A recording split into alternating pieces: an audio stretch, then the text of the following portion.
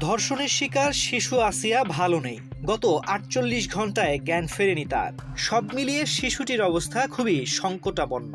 Life সাপোর্টে তাকে বাঁচিয়ে রাখা হয়েছে। তাকে বাঁচাতে প্রাণপণ চেষ্টা চালিয়ে যাচ্ছেন বিশেষজ্ঞ চিকিৎসকরা।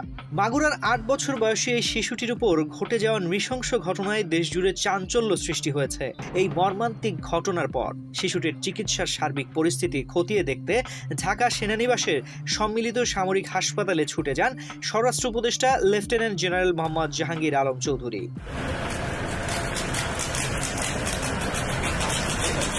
৯ মার্চ সকালে তিনি শিশুটির চিকিৎসার পরিস্থিতি পরিদর্শন করেন এবং হাসপাতালে চিকিৎসা সেবা নিশ্চিত করার জন্য কর্তৃপক্ষকে নির্দেশ দেন।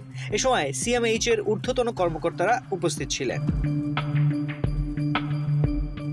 সর্বশেষ জানা যায়, ধর্ষণের শিকার শিশুটির অবস্থা খুবই সংকটাপন্ন। তার জ্ঞান ফেরেনি। চিকিৎসার জন্য পেডিয়াট্রিক সার্জারি, অ্যানেস্থেশিয়া ও গাইনি ডিপার্টমেন্ট মিলে মেডিকেল বোর্ড গঠন করা হয়েছে। এ তথ্য জানান ঢাকা মেডিকেল কলেজ হাসপাতালের পরিচালক ব্রিগেডিয়ার জেনারেল মোহাম্মদ আসাদুজ্জামান।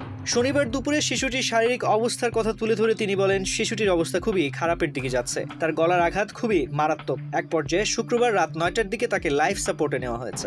চিকিৎসকরা আশা প্রায় ছেড়ে দিয়েছেন। শিশুটির অবস্থা আরও অবনতি হলে ৮ই মার্চ তাকে উন্নত চিকিৎসার জন্য ঢাকা মেডিকেল কলেজ হাসপাতাল থেকে সিএমএইচ এ স্থানান্তর করা হয়। শিশুটির চিকিৎসার জন্য সিএমএইচ এ একটি মেডিকেল বোর্ড গঠন করা হয়। আসিয়াকে দেখে বের হওয়ার পর স্বরাষ্ট্র উপদেষ্টা বলেন, দোষীদের কোনোভাবেই ছাড় দেওয়া হবে না। আমরা তাদের বিরুদ্ধে কঠোর ব্যবস্থা গ্রহণ করছি। তিনি আরও জানান, আইন শৃঙ্খলা রক্ষাকারী বাহিনীকে নারী হয়রানি ও ধর্ষণের বিরুদ্ধে কঠোর অবস্থান নেওয়ার নির্দেশ দেওয়া হয়েছে।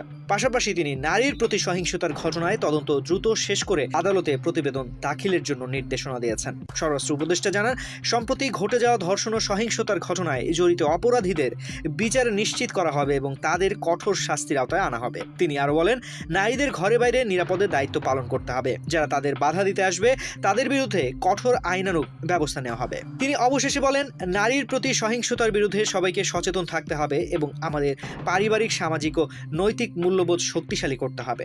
মাগুরায় ধর্ষণের শিকার শিশুটির সব ছবি সামাজিক যোগাযোগ মাধ্যম থেকে অপসারণের নির্দেশ দিয়েছেন হাইকোর্ট। বিটিআরসি কর্তৃপক্ষকে তাৎক্ষণিকভাবে এই নির্দেশ বাস্তবায়ন করতে বলা হয়েছে। তানজির রহমান, বাংলাদেশ প্রতিদিন।